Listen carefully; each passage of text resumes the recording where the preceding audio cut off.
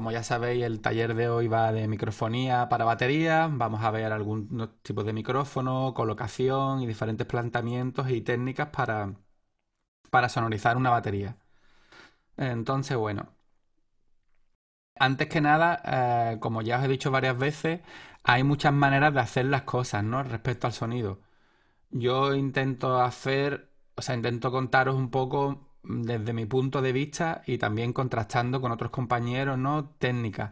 Sí que es verdad que no hay una verdad suprema y que, bueno, y eso no lo hay mil maneras y todas son correctas. Entonces, si alguien, como os he dicho otras veces, normalmente cuando lo hacemos en tienda es más fácil, ¿no? Porque siempre me gusta, pues eso, que la gente comente también, que aporte ideas, que al fin y al cabo se convierta más en una charla. En este caso, así virtual, es un poco más complicado conseguir esa interacción, pero bueno, vamos a ir contando cosas y lo que os digo, me vais preguntando y al final pues respondemos esas dudas. Entonces, bueno, tenemos que tener unas consideraciones iniciales, ¿no? Cuando nos ponemos delante a microfonear y a sonorizar una batería. En este caso, si cualquier tipo de instrumento ya a veces puede haber muchos caminos. Imaginaros con una batería que está compuesto por diferentes elementos, ¿no? Entonces, claro, lo primero que tenemos que tener en cuenta cuando nos ponemos a sonorizar una batería, por un lado, evidentemente es el instrumento, la batería, por otro es el espacio, o sea, ya sea la sala, tanto de grabación como el escenario de un concierto, y el estilo, muy importante. Y por supuesto, pues bueno, que la batería esté bien afinada y que el baterista esté cómodo. Estas cosas que parecen como muy evidentes, muchas veces nos pueden dar, si no se le dedica un poco de tiempo, nos pueden dar problemas. El típico bombo que se mueve durante el concierto, la alfombra que no hay, o sea, todo ese tipo de cosas que está bien tenerlas en cuenta. Y por supuesto, pues tener una batería afinada y en las mejores condiciones que se pueda. Entonces, bueno, una vez que tenemos ya pues la batería montada, afinada y supuestamente en las mejores condiciones que podemos, vamos a tener dos maneras de de plantearnos, ¿no? esta sonorización de la batería.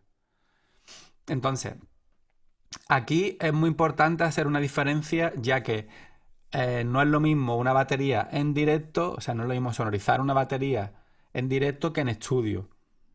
Al igual que no es lo mismo, o sea, en realidad hay bastantes diferencias entre el estudio y el directo, porque en el directo hay que ser más inmediato y no nos podemos tampoco detener ante pequeñas cosas, ¿no? En directo tenemos unas prioridades y lo que hay que conseguir es que suene lo más pronto posible y evidentemente lo mejor posible.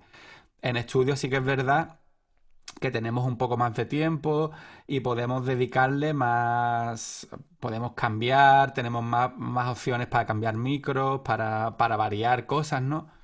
En directo todo es mucho más, bueno, pues más directo. Hay que ir más a tiro hecho.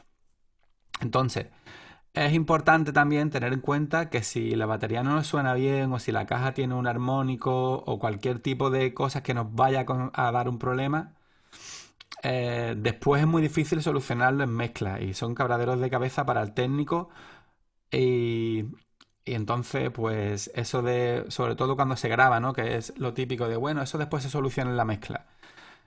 Todo lo que se pueda evitar desde antes, mucho mejor. Después, evidentemente, sí, se pueden corregir cosas y se pueden, pero milagros del todo no se pueden. Entonces, todo lo que hagamos de primera va a ser mejor a la larga tanto para el técnico como para el resultado final de la grabación. Entonces, bueno, voy haciendo comparativas entre estudio y directo, ¿vale? Por un lado, lo que os decía, ¿no? Tenemos dos planteamientos principales, que uno sería tratar la batería como un todo homogéneo.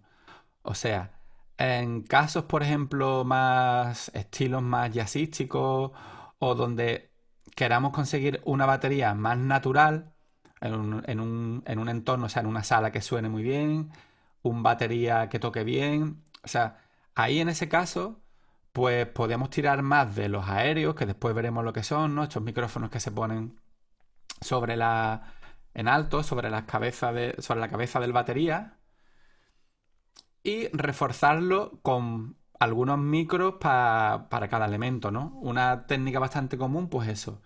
eh, Utilizar los overhead o los aéreos para partir y bombo, caja y charle en el caso de que necesitemos para reforzar. Eso en el caso de que estemos buscando un todo homogéneo, es una batería más natural.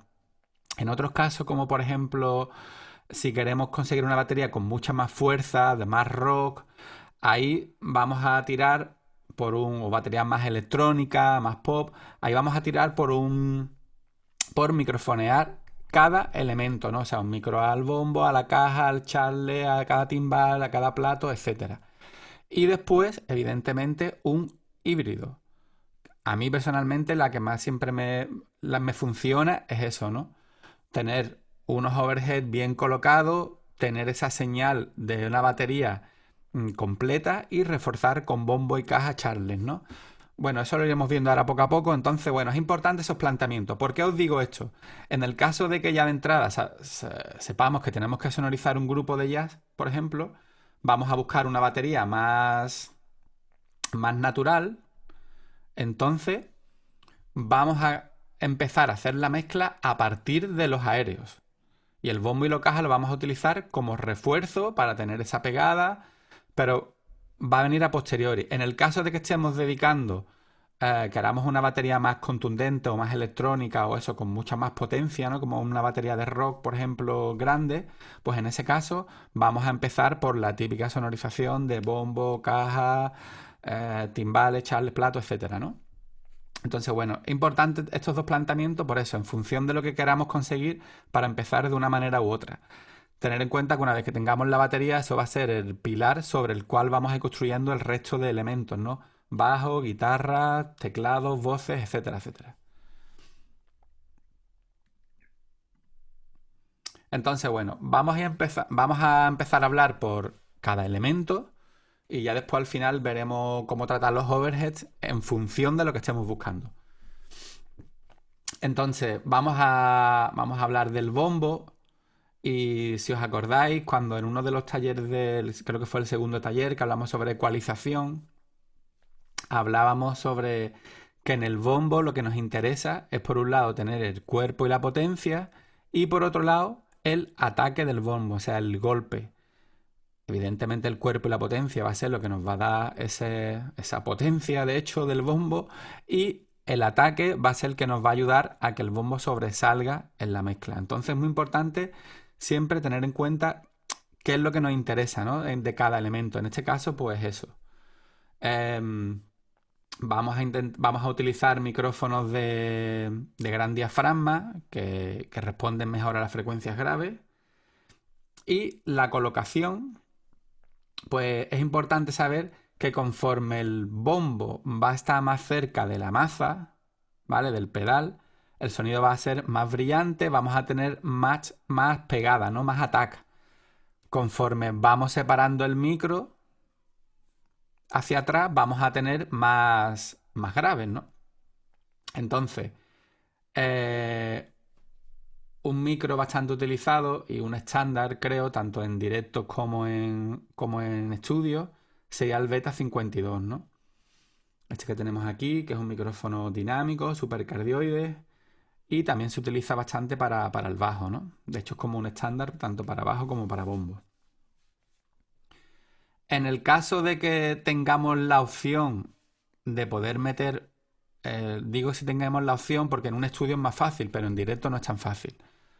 En el caso de que podamos meter un micro dentro del parche, dentro del bombo, y otro fuera, y por supuesto, si tenemos, porque muchas veces también una cosa es lo ideal y otra cosa es la realidad. Y sabemos que a veces no tenemos todos los micros que nos gustaría a nuestra disposición, ¿no?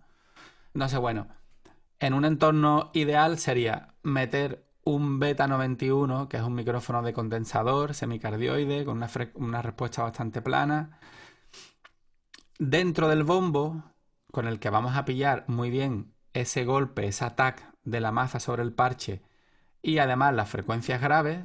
De hecho, este micro tiene un interruptor que nos permite hacer un filtro en las frecuencias medias y entonces nos va a dejar exactamente lo que estamos buscando, ¿no? Ese grave y esa pegada. Entonces, lo perfecto sería poder combinar un micrófono dentro, como el Beta 91, y un micrófono por afuera, como el Beta 52.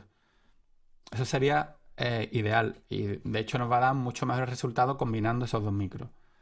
Si por lo que sea estamos en directo, tenemos un parche y no podemos meter ningún micro dentro porque el parche está cerrado, no tiene agujero, pues bueno, un Beta 52 frente al parche y lo que os decía, conforme lo pegamos más al parche vamos a tener más ataque, más golpe de maza y conforme lo retiramos vamos a tener más grave y más cuerpo.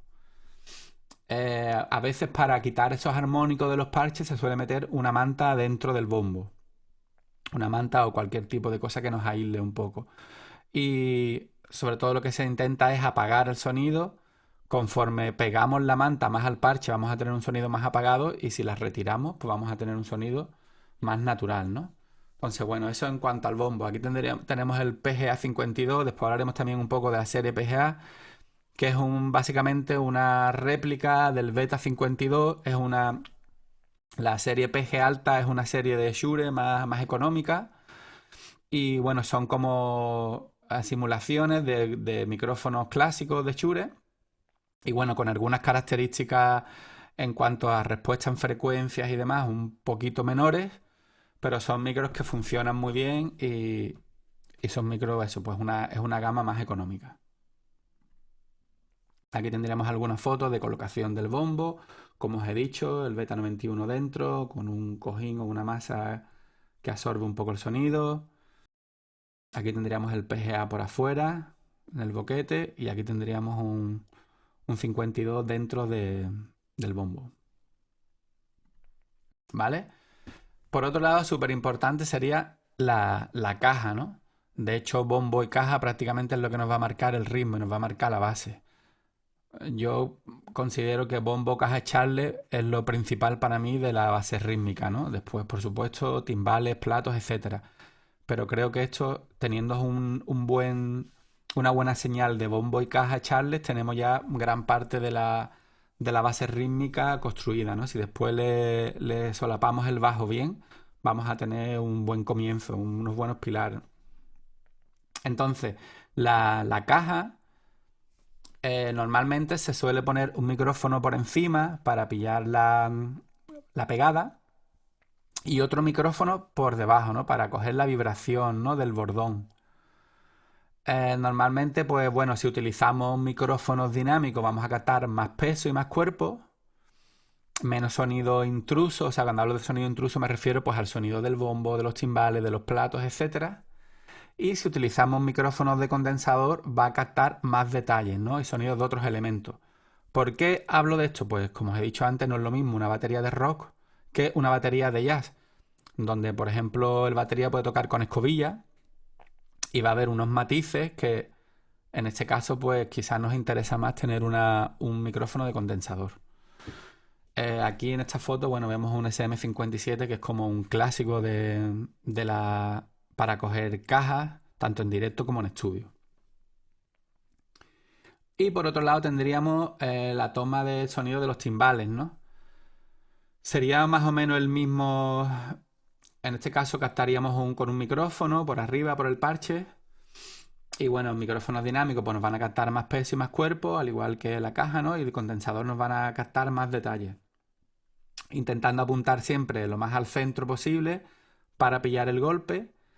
Y aquí es interesante también tener en cuenta que no todos los timbales tienen el mismo sonido. De hecho, por ejemplo, el timbal base, ¿no? Goliath, tiene bastantes graves. No llega a ser un bombo, en ocasiones puede serlo, pero sí que se diferencia por tener bastante pegado y bastante cuerpo, ¿no? Entonces, en ese caso, pues incluso podríamos utilizar un Beta 52. Importante a veces separar un poco más el micro del parche, ya que conforme lo vamos separando vamos a tener un sonido más grave y más profundo, ¿no? Que a veces es lo que nos interesa del Goliath, del base, ¿no? A mí por lo menos me gusta más así. Veo a veces Goliath que suenan como demasiado a timbal y creo que el Goliath tiene que tener mucho más peso. Entonces, bueno, aquí vemos una serie de micrófonos de Shure que nos pueden valer perfectamente para cajas y timbales, ¿no? Por un lado tendríamos el Beta 56 y el Beta 57, ambos son micrófonos dinámicos, supercardioides. Tener en cuenta que cuando estamos utilizando un micrófono supercardioide es un micrófono mucho más direccional, entonces nos va a captar menos de los sonidos que hay por los laterales, o sea, nos va a captar menos sonido pues de otros elementos de la batería. En el caso del 56 y el 57A, prácticamente tienen la misma cápsula y el sonido es muy parecido. Cambia la forma, que de hecho pues nos puede ayudar sobre todo bastante a evitar que el baterista le dé con las baquetas a los micros, ¿no? Entonces siempre hay que tener muy en cuenta eso, cuando montamos micros, que el batería se sienta cómodo, o sea, no ponerle... a veces hay baterías que están como súper rodeados de pies y no está suelto del todo, entonces el baterista tiene que estar cómodo en todo momento y evitar pues eso, que tener micros en un sitio donde tenga probabilidad de que le den con la baqueta. Después tendríamos el SM57, que ya creo que todos lo conocemos, ¿no? Un clásico y funciona perfectamente pues con caja o con timbales vamos, es un micro de batalla. Y después tendríamos el Beta 98 y Beta 98 AM. El Beta 98 AD sí que hay dos versiones, cardioide y supercardioide. Es un micro de condensador. Y bueno, tiene aquí el cuello de ganso, su pinza y se puede solapar muy bien pues en los timbales y en la caja también se puede utilizar. Y el Beta 98 pues básicamente la principal diferencia es que el preamplificador del Beta 98A ya viene incorporado, mientras que el 98AD lo tiene separado, ¿no? Bueno, ese cable termina en el previo y ahí conectamos el Canon. Aquí por otro lado, pues bueno, como he comentado antes, la serie PG Alta tienes unos set drum kit ya de batería de 4, 6 y 7 micrófonos. Y bueno, pues como os comentaba, ¿no? Vienen pues como una réplica del 57, del 56 y el 81. Entonces, bueno, como os comentaba antes, son micros o sea, funcionan muy bien, son micros más económicos y son, pues eso, una réplica de micros clásicos de Shure. Aquí tendríamos otros micros de la serie PG Alta. Aquí, por ejemplo, una réplica del 181, del 98, etcétera.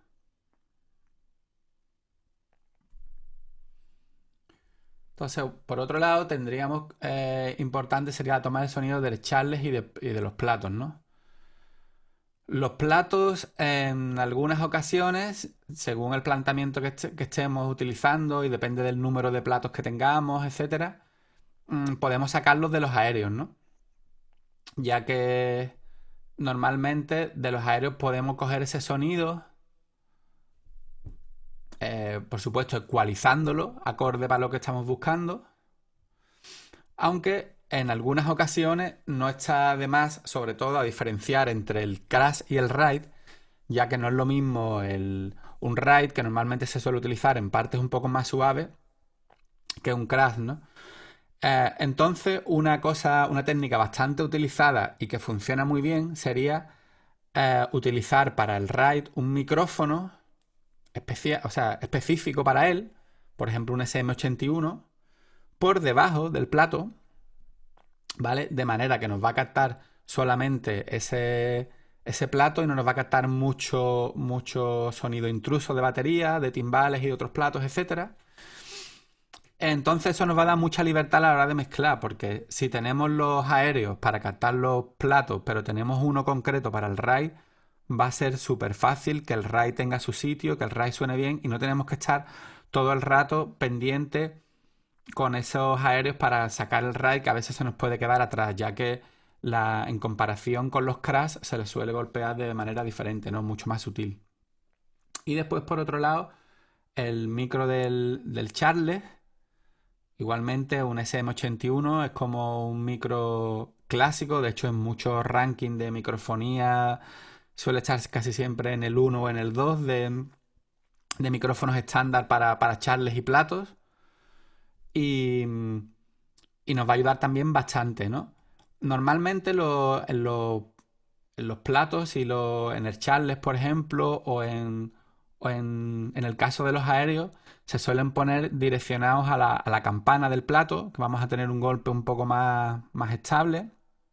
En el caso del charles igual, más apuntando a la campana.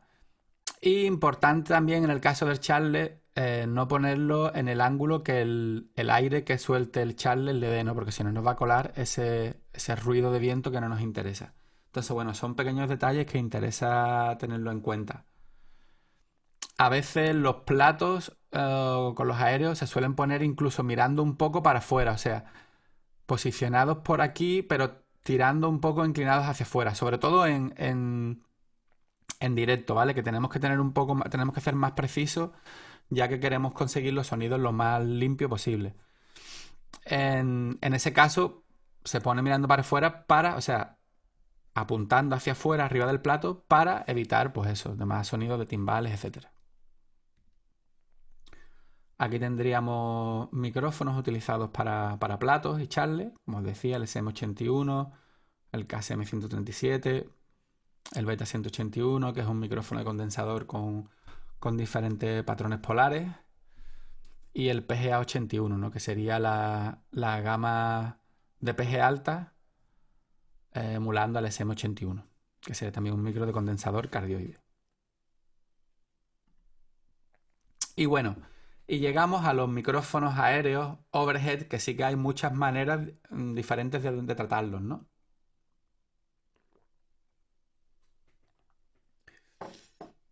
Entonces, como os comentaba antes, va a ser decisivo para darle un enfoque u otro el sonido o sea, el estilo que estemos tratando. En un caso más, como os comentaba antes, donde queremos una batería más natural, más acústica, vamos a utilizar el overhead como sonido principal, apoyado con el bombo y la caja, por ejemplo. Y en el caso de una batería más de rock, pues vamos a utilizar el overhead, el aéreo, para sacar los platos. Entonces, en función de lo que estemos, del planteamiento, pues muy importante a la hora de ecualizar, hacer un filtro paso alto en las frecuencias que no nos interesen.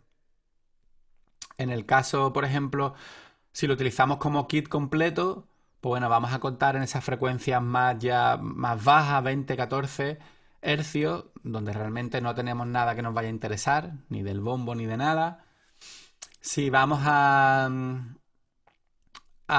usarlo con el bombo, o sea, si vamos a captar el sonido del bombo aparte en otro micro y vamos a utilizar el overhead, o sea, el bombo lo vamos a utilizar de apoyo, por lo que es importante hacer un corte en las frecuencias entre 80 y 150 hercios. Y si lo vamos a utilizar solamente para platos, pues ahí sí que vamos a utilizar un corte bastante alto, ¿no? Entre 50 mil hercios para hacer un barrido y quedarnos solamente con ese sonido que nos interesa. Ya os digo que a mí personalmente en general, me gusta tener un apoyo potente de bombo, caja y charles en algunos casos. Y el aéreo va a ser el que me va a dar el sonido de batería natural, ¿no? Pero claro, no en todos los casos te puede funcionar. Entonces, cuando tenemos micrófonos de sobra, yo sé que muchas veces el optar por una técnica o por otra no nos la da tanto el estilo como los micrófonos que tengamos. Evidentemente, todos nos hemos visto con esa en grabar o en sonorizar baterías con 3 micros y cosas así. Pero bueno, lo ideal en este caso, pues eso, tener un refuerzo de bombo y caja potente y con el overhead jugar con todo el resto. Entonces, cuando tengamos un micrófono, para micrófonos de sobra o micrófonos suficientes, para no jugárnosla, sobre todo en conciertos, si tenemos más micros, no está de más microfonearlo. Y si después vemos que no nos interesa, pues los muteamos y lo dejamos ahí. ¿Vale? De hecho, en salas pequeñas, por ejemplo, a veces los platos suenan solos. De hecho, la batería a veces suena casi sola. Entonces se coge un poco de refuerzo de bombo y de caja a veces un poco porque salgan por los altavoces para que tengan un poco más de homogeneidad. Pero realmente no hace ni falta, ¿no? En salas más pequeñas. Entonces, bueno, si tenemos micro, ya os digo, no está de más tener cubierto cuanto más elementos mejor, y si después no nos interesa, pues no abrimos esos micros y punto. Aquí tendríamos algunos micrófonos muy utilizados para aéreos, el SM81, KSM137 y bueno, el Beta 181 y KSM44, pues son micrófonos de condensadores con patrones polares conmutables y que con un diafragma mayor, ¿no? Entonces nos van a captar más fuerza de la batería, en el caso que estemos buscando otro tipo de cosas. ¿Por qué utilizamos micrófonos de condensador la mayoría de las veces? Porque son micros que responden mejor a las frecuencias altas, ¿no? Donde están los platos y es importante. A veces también en estudios se pueden utilizar micrófonos de cinta, que micrófonos de cinta ya sabéis que son aquellos micros que tienen ese sonido más antiguo, más vintage, ¿no? Que utilizaron mucho pues los Beatles o muchos grupos de los 60, 70 y que una de sus características es que no tiene tantos agudos. Entonces, en ese caso, lo que se busca es justo lo contrario, tener baterías con más medios y menos respuestas altas, ¿no? Entonces, bueno, eso ya es una cosa de gusto. Pero lo normal, sobre todo en directo, es utilizar eso, unos micros aéreos que nos respondan bastante bien a las respuestas altas. En el caso de que lo que estemos buscando sea los platos, los micros los vamos a poner en disposición que captemos los platos. A veces podemos tener 2 platos o podemos tener 5 platos. Entonces, bueno, buscar un poco la posición en la que más o menos nos capte todos los platos. Ahí sí que es importante estar rápido y mover el micro un poco para buscar ese punto en común. Lo que os decía antes, en el caso de tener siempre un RAID con un micro por debajo nos va a ayudar mucho. También se puede poner micros por debajo en los crash y en otro tipo de platos, por supuesto. Entonces, bueno, eh, el estándar sería ese, ¿no? Micros aéreos para captar los platos, en este caso, o para captar la batería de un sonido más natural en estilo donde podamos, ¿vale? O sea, donde podamos, donde nos lo permita y donde queremos sacar un sonido más natural, como ya os comentaba antes, como por ejemplo una batería de jazz, etcétera. Entonces, hay diferentes técnicas para poner los micros aéreos. Eh, Técnica AB serían micrófonos espaciados. Normalmente se pone uno a cada lado del bombo y se va a captar un poco más sonido de sala también y nos va a crear una imagen estéreo bastante real, ¿no? Después pues tenemos otras técnicas que se llaman técnicas casi coincidentes, como es esta técnica NOS o esta técnica ORTF, donde se ponen micros cruzados a diferentes ángulos, se suelen poner sobre la cabeza del batería y nos van a captar bastante bien todo todo lo que es el sonido más natural, ¿no? Cajas, timbales, etcétera.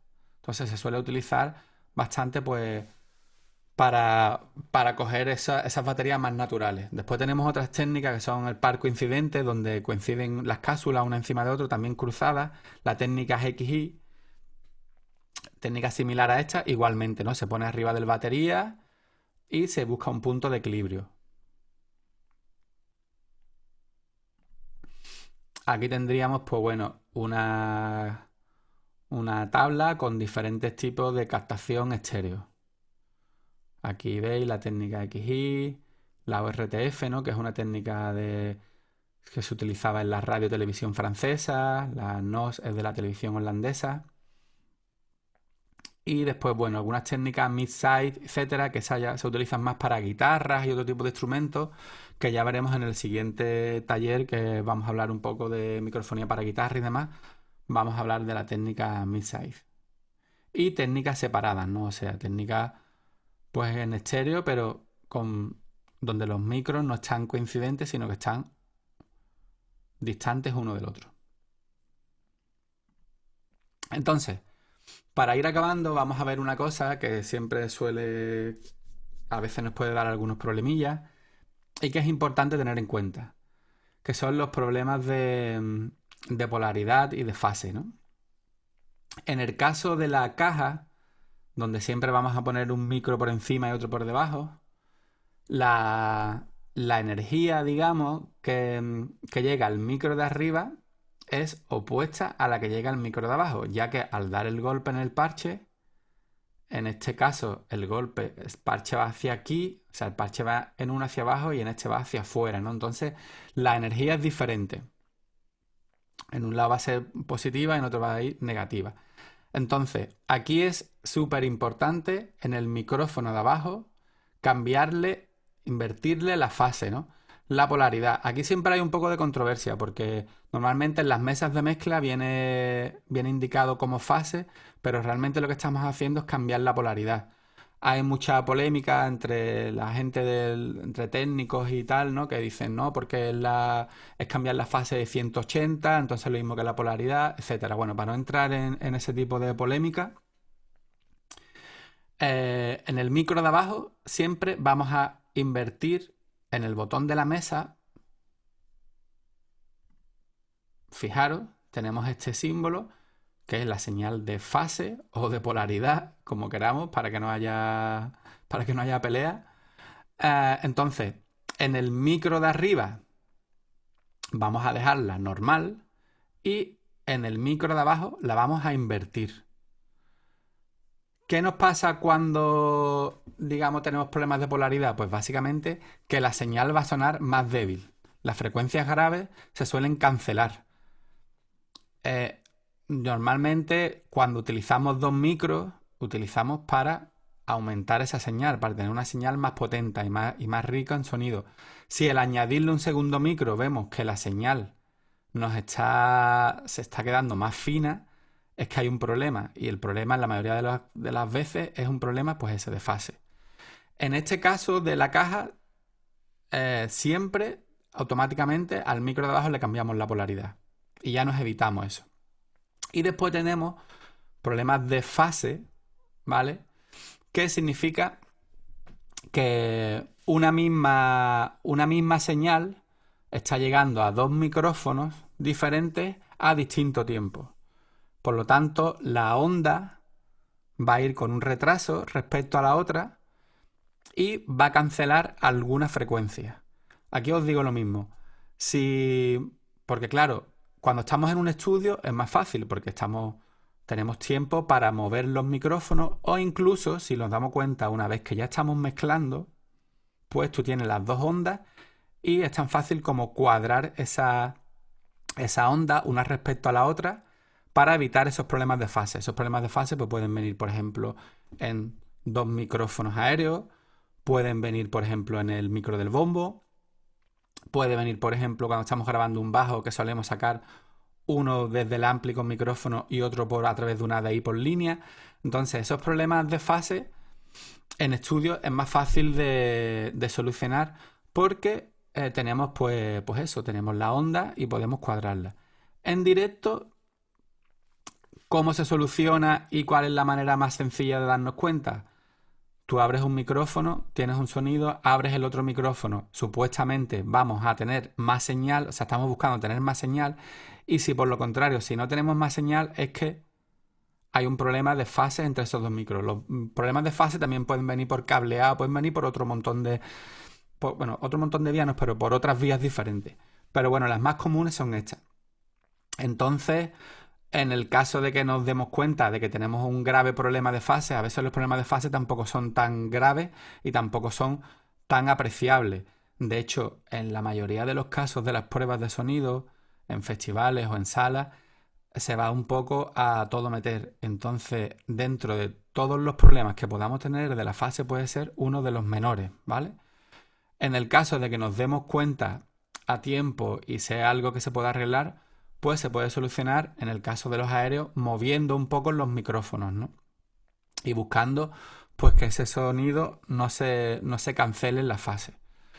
En el caso del bombo, por ejemplo, de utilizar dos micrófonos, pues se puede retrasar un poco el micrófono primero con respecto al otro, ya que no podemos adelantar el otro micrófono. El sonido de momento no se puede adelantar, pero sí podemos retrasarlo. Entonces, retrasarlo un poco para, para lograr que esa cancelación de fase sea lo menos, que se note lo menos posible, ¿no? Fijaros aquí tendríamos dos ondas diferentes que están en fase, o sea, se suman, y aquí tendríamos dos ondas en las que se cancelan. ¿Vale? Ya os digo, estos son problemas que en el estudio sí que podemos tener más tiempo y podemos solucionarlo de manera fácil en la edición. Pero en directo, el de la caja de los dos micros, ese sí que directamente cambiamos la polaridad del micro de abajo, sí o sí. Y en el resto, en el caso de tener esos problemas, pues vamos viendo cómo tenemos pues vamos viendo eso, soluciones, que pueden ser, pues como os he dicho, ¿no? Mover un micro o en algunos casos retrasar un poco una señal. Pero bueno, también lo que os digo, en los directos se suele ir con bastante prisa y los problemas de fase son como un mal menor, ¿no? Entonces, bueno, pues para ir acabando, vamos a hablar un poco de los micrófonos de sala, ¿no? Los ambientes, los room. Estos sí que serían micrófonos en general, micrófonos de estudio. Puede haber músicos concretos en giras que lo utilicen, pero por lo normal, si tú estás sonorizando en un festival o en una sala y vienen los grupos, lo normal no es poner un micro de sala, ¿vale? De hecho, en algún caso, pues te lo pueden pedir, pero más sobre todo en cosas más de teatros y, o sea, en sitios un poco más ah, como con mejor calidad acústica, ¿no? Mejores características acústicas. Pero bueno, sobre todo son micrófonos que se utilizan en estudio y nos van a servir para grabar la sala, ¿no? Y nos van a ayudar pues para darle para que el sonido sea más compacto y rellenar esas frecuencias que a veces cuando ponemos los micros cercanos perdemos, ¿no? Se pierde un poco esa naturalidad, ese ambiente, ese espacio que nos van a dar los micros de sala. Entonces, bueno, se pueden utilizar uno, dos o más micros, ¿no? Hay diferentes técnicas. Esto sí que he estado en estudios que yo he ido de técnico a currar en algún estudio y me ha dicho, no, yo aquí suelo poner un micro en la esquina de aquel lateral porque allí hay una resonancia, tal. O sea, eso ya son cosas más personales y que puede haber muchas técnicas. Yo recuerdo haber grabado algún bombo con un micro en un baño que había al lado del estudio, o sea, el micro del baño del estudio que creaba un armónico, o sea, cosas muy locas, ¿no? Pero bueno, eso son cosas ya más de experimentos. Entonces, lo general y lo más común y estándar, pues bien, usar un micro a un par de metros más o menos de la batería, centrado, más o menos a la altura de la cara del baterista. Y bueno, si lo subimos más arriba, vamos a pillar más agudos, más platos, etcétera. Y si lo ponemos más abajo, vamos a pillar más bombo y más caja, ¿no? Vamos a pillar en lo que es el cuerpo. Y después, por otro lado, podemos utilizar un par de micros, pues apuntando, por ejemplo, a los dos platos que están en el extremo, o como os he dicho antes, si hay alguna parte concreta de la sala que tiene algún panel o alguna cosa que nos gusta esa reverberación, ese sonido que se crea ahí, pues también se puede poner. Pero ya os digo, son cosas un poco más de estudio y de conocerse el estudio y de cada uno tener sus trucos dentro de su práctica, de su casa, ¿no? Entonces, bueno, con la manipulación de los micros de sala, realmente se pueden conseguir cosas bastante potentes, ya que se pueden comprimir esos micros, se le pueden meter efectos como un delay, distorsión, y jugando con los micros de sala, sumándole a la microfonía que tengamos de la batería, se pueden conseguir sonidos súper potentes, ¿no? Sonidos o sea, se pueden conseguir cosas muy, muy, muy guapas. No siempre funcionan, ya os digo, que depende mucho de la sala que tengamos y de cómo suene esa sala. Pero sí que os aconsejo en las grabaciones que con los micros con los aéreos, con los aéreos, no, perdón, con los micros de sala, probemos cosas porque se pueden conseguir cosas bastante potentes. Aquí también es bastante común utilizar micros, por ejemplo, omnidireccionales, que nos van a pillar todo todo el sonido de la sala, micrófonos de cinta, lo que os decía antes, ¿no? Para evitar un poco el sonido de plato y pillar más lo que es la base, el cuerpo, el bombo y la caja. Entonces, bueno, dan muchos juegos los micrófonos de sala, ¿no? Los ambientes.